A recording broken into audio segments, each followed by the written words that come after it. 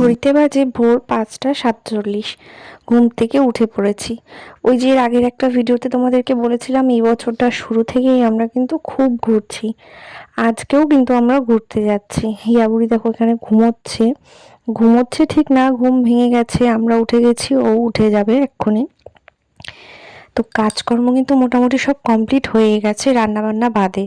তো আমি স্নান করে চলে এলাম, এবার পুজো দেব, পুজো দিয়েই রেডি হব। আর আজ কোথায় ঘুরতে যাচ্ছি সেটা তোমাদের সাথে এখন শেয়ার করব না, একবারে সেখানে গিয়েই তোমাদেরকে দেখাবো যে আমরা কোথায় ঘুরতে যাচ্ছি। আর হ্যাঁ, আজকে কিন্তু আমি আর তোমাদের দাদাভাই একা নয়, আমাদের সাথে আমার এই বাড়ির বাবা মা, আমার ওই বাড়ির মা, আমরা সবাই মিলে কিন্তু একসাথে যাচ্ছি। তো চলো তোমরা পুরো ভ্লগটা দেখতে থাকো, ভ্লগটা কিন্তু খুব সুন্দর হতে চলেছে, আশা করছি তোমাদের ভালো লাগবে। তো রেডি হতে আসলেই আমাদের মেয়েদের বোধহয় সবারই একই সমস্যা, এত শাড়ি থাকা সত্ত্বেও বুঝতে পারি না যে কোন শাড়িটা পরবো। প্রত্যেকবার ঘুরতে যাওয়ার সময় মন চায় যে নতুন একটা করে শাড়ি পরে ঘুরতে বেরোই, দেখো এত শাড়ি, তাও আমি বুঝে উঠতে পারছি না যে কোনটা পরবো। তো শেষে তোমাদের দাদাভাইকে জিজ্ঞাসা করলাম, তোমাদের দাদাভাই বললো এই শাড়িটা পরতে, আর বলাতেই আমি রাজি হয়ে গেলাম, কারণ এই শাড়িটাও আমার খুব পছন্দের। এই শাড়িটা আমাদের 5 বছরের অ্যানিভার্সারিতে তোমাদের দাদাভাই গিফট করেছিল, আমি তোমাদের সাথে ভিডিওতে শেয়ার করেছি সেটাও আগে। তাই চলে আসলাম রেডি হতে, শাড়িটা আগে পিন করে নেব, করে ঝটপট করে রেডি হয়ে নেব। আর এই বাড়িতে দাদাদের জন্য রান্নাবান্না কিন্তু আজকে আমরা কেউ করিনি, মানে আমি মা আমরা করিনি। সেজদা বাড়িতে আছে যেহেতু, সেই জন্য রান্নাবান্না নিয়ে কোনো টেনশন নেই, রান্নাটা সেজদাই করে নেবে, তাই জন্য আমরা আরও সকাল সকাল চলে যেতে পারছি। কারণ রোদ উঠলে পরে গরমে হিয়াকে নিয়ে বাবা মাদেরও কষ্ট হবে, আমাদেরও কষ্ট হবে, তাই যতটা গরম পড়ার আগে বেরিয়ে যেতে পারি সেটাই চেষ্টা করছি আমরা।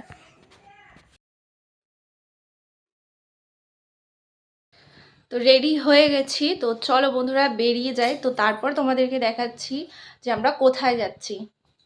কি গো হলো তোমার? এই তো হয়ে গেছে গো।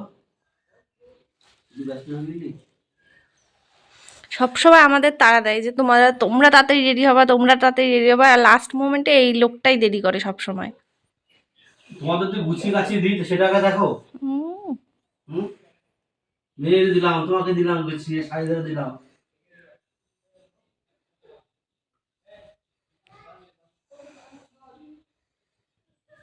সেগুলো তো বললাম না। নাও চলো।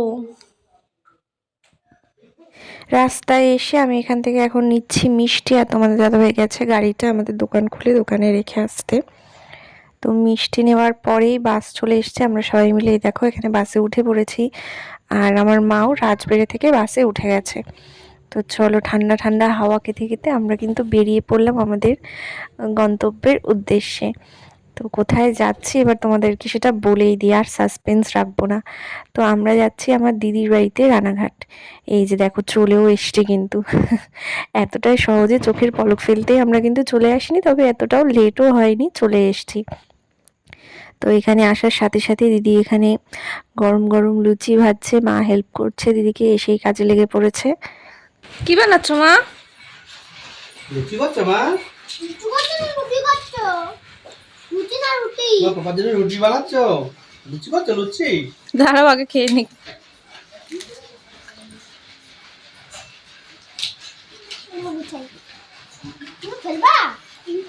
লুচিটা এখানে রাখো, ওখানে রাখো। ওই যে ওই যে ওই যে ওই যে লুচি এখানে রাখো, এখানে রাখো, এখানে রাখো লুচি। তোমাদের দাদাভাইকে আর বাবাকে এখন খেতে দিয়ে দিলাম, লুচি যখন ভাজা হয়ে গেছে তাহলে আর ঠান্ডা করে কি লাভ। লুচি খাওয়া কমপ্লিট করে এখানে এখন আমি আবার বসিয়েছি চা, আমি আর বাবাই খাবো, আর কত কেউ খেলনা খাবে কিনে না। রেখেছে তোমার জন্য, আবার ফলের ঝুড়ি বার করে দিয়েছে। ওটা কি মা তোমার হাতে? ওটা কি? আম। আর ওটা কি? ওইটা? হ্যাঁ হ্যাঁ। আর ওটা আরেকটা, আরেকটা কি? আরেকটা, আরেকটা। বাবা কত কিছু। A for Apple. খাও। এটা পেঁপে।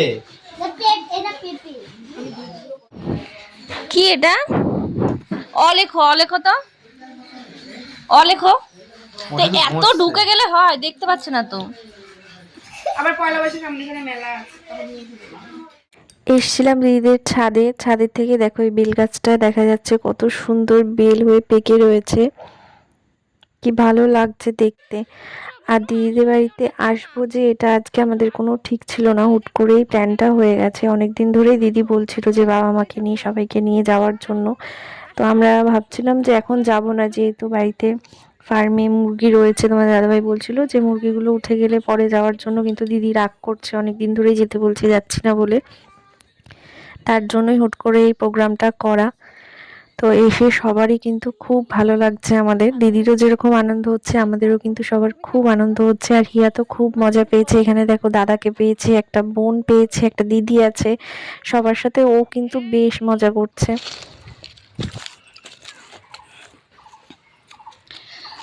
আমাদের দিদিদের বাড়ির পিছনেই ফরেস্ট, অনেক বড়। সবটা তো আমরা ঘুরবো না, তোমাদেরকে সবটা ঘুরে দেখাতে পারবো না, কিন্তু যতটুকু ঘুরছি ততটুকু তোমাদেরকে দেখাচ্ছি। দেখো তোমাদের দাদাভাই কোথায় চলে গেছে।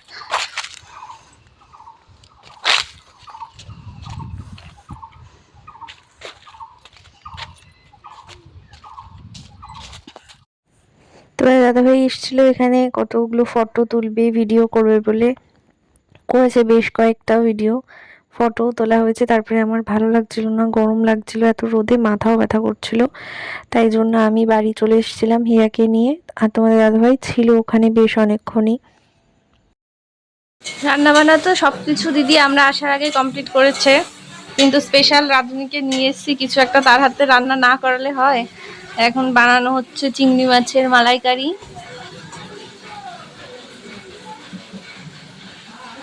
কিছু বলবা? না, ঠিক আছে। নেমন্তন্ন করে নিয়ে এসে রান্না করিয়ে খাওয়াচ্ছে নাকি? ওটা কোনো ব্যাপার না, তবে একটু রান্না করতে ভালোই বাসে। লবণ আছে, আর দিও না, হ্যাঁ, মাছে লবণ রয়েছে একটু।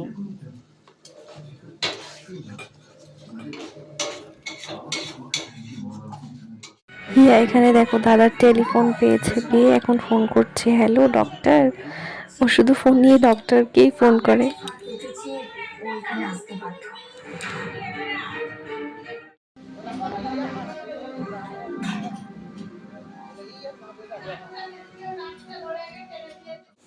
হিয়ার কিন্তু খাওয়া দাওয়া কমপ্লিট হয়ে গেছে, আর বাবা মা ওদেরও সবার খাওয়া দাওয়া কমপ্লিট হয়ে গেছে। তোমাদের দাদাভাই বাড়িতে এসছিল, এসে আবার গেছে ওই বাগানে ভিডিও করবে বলে। তো তোমাদের দাদাভাই এলে আমরা, আমি, দিদি, তোমাদের দাদাভাই আমরা খাওয়া দাওয়া করবো।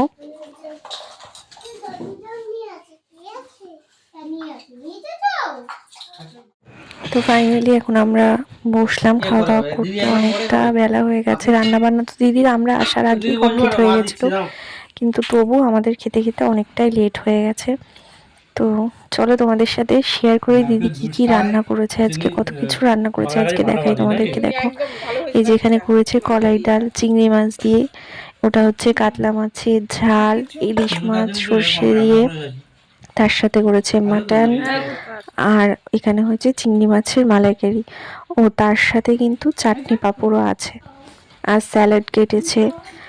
টমেটোর চাটনি আমি খুব একটা বেশি পছন্দ করি না, কিন্তু এখানে একটু খেয়ে দেখলাম, কিন্তু বেশ ভালোই লাগলো। হ্যাঁ, কে মিস্টার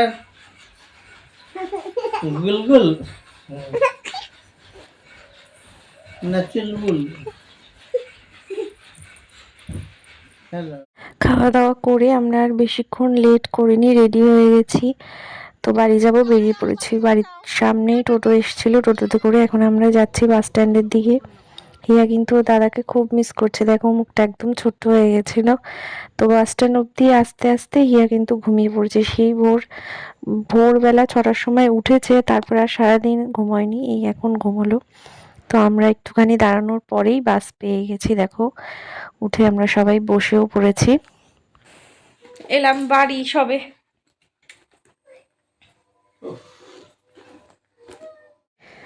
বাড়ি এসে ফ্রেশ হয়ে গেছি, মা এখানে রান্নাও বসিয়ে দিয়েছে। দুপুরে তো দাদারা ডিমের ঝোল রান্না করে ভাত খেয়েছে, তো এখন আবার রাত্রের জন্য রান্না হচ্ছে। ইয়া এখানে খেলা করছে মায়ের চুড়িগুলো নিয়ে। আর আসার সময় দিদি এখানে হিয়ার জন্য যে তরকারি বানিয়েছিল সেটা পাঠিয়ে দিয়েছে, তো হিয়াকে এখন ভাত খাইয়ে দেব। হিয়াকে খাওয়ানো হয়ে গেছে, এখন সবার জন্য ডিম অমলেট করছি আর তোমাদের দাদাভাইয়ের জন্য করব রুটি। আজ সারাদিন সেরকম কোনো কাজকর্ম না করেও প্রচুর ক্লান্ত হয়ে গেছি।